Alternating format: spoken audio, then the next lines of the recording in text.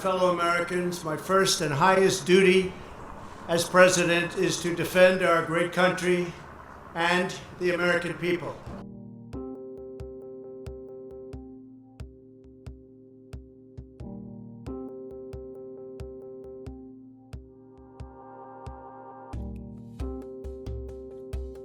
One of the things we've seen up until this point has been an incredible consistency with President Trump's numbers. There have been occasional increases, occasional decreases, but he's been the 40-something president, and a lot of the times he's been in the low 40s, or certainly the mid 40s. I know in your numbers that he's running at 44, I believe. Our numbers are showing 41, but I was also struck by is that the people who disapprove of him have become more intensely in their disapproval.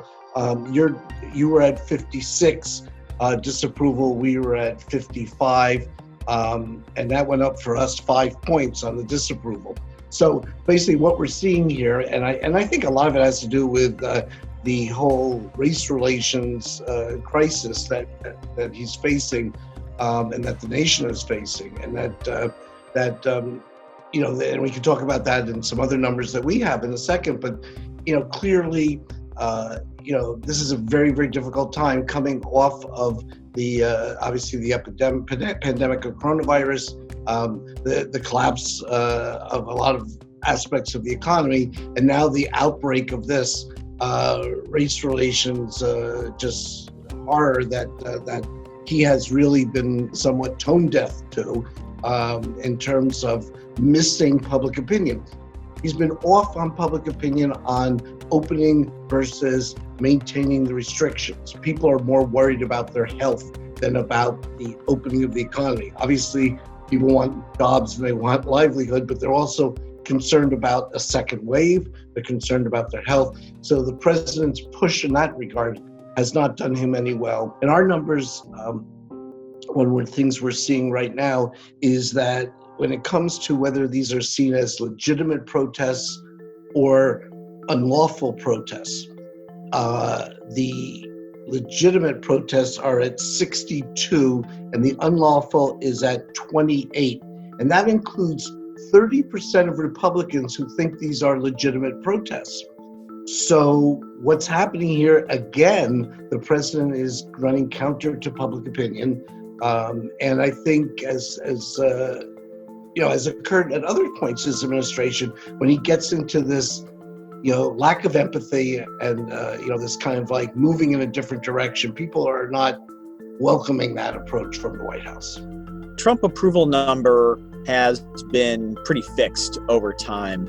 And when we do see it move, it's a result often of base intensity moving, rather than actually having people change their opinions about the president and the job that he's done.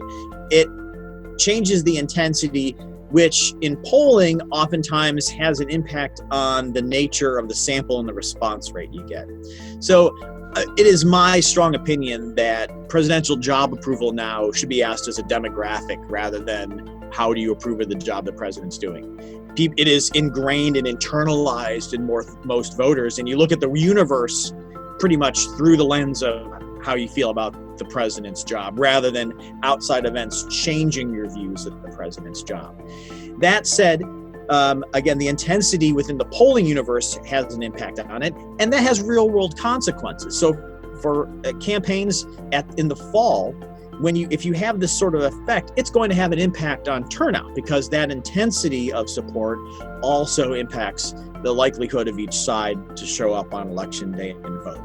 And so it has real world consequences, but I firmly believe that you either approve of the job he's doing or you disapprove of the job he's doing. And you have felt that way for a long time, and very little is going to change that fundamental opinion. Now, when you ask about his approval for the economy, we have seen consistently higher numbers on the economy for the president, even when job numbers from the country weren't that good, when unemployment figures were going up and we were getting bad jobs reports due to the pandemic.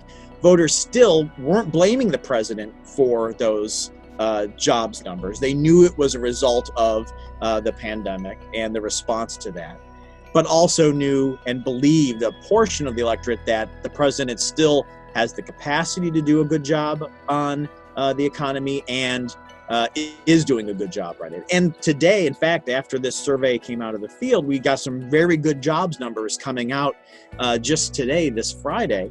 And that's going to be a shot in the arm. It's going to help the president close the gap again from where that job approval number shows up to those who approve of his performance on the economy. And that's really ultimately the marker he needs to live up to and grow into over the coming months leading into the fall.